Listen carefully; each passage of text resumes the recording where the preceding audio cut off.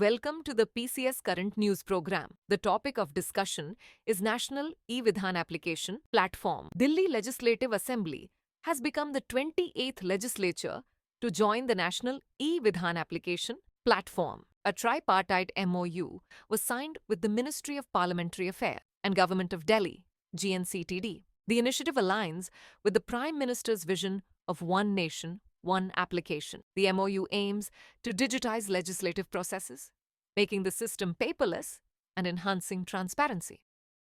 Last chance of 25th Foundation Year. Enjoy a 60% discount on all online courses from the 26th to the 27th of March. Additionally, get a 40% discount on books and test series. Download the Drishti Learning app for more details. For further inquiries, contact 87501.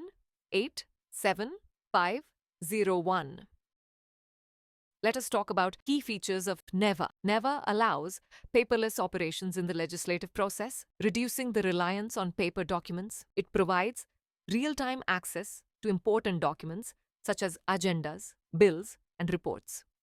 The platform is device agnostic, accessible on smartphones, tablets, laptops, and desktops.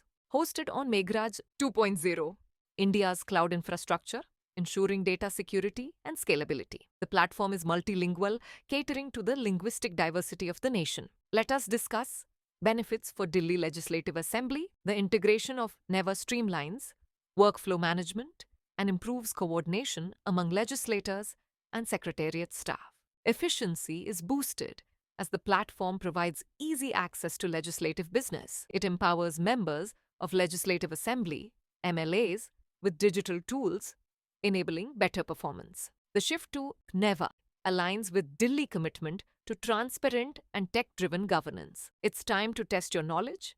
And the question is, who is the current Speaker of the Delhi Legislative Assembly? A. Kiren Rijiju. B.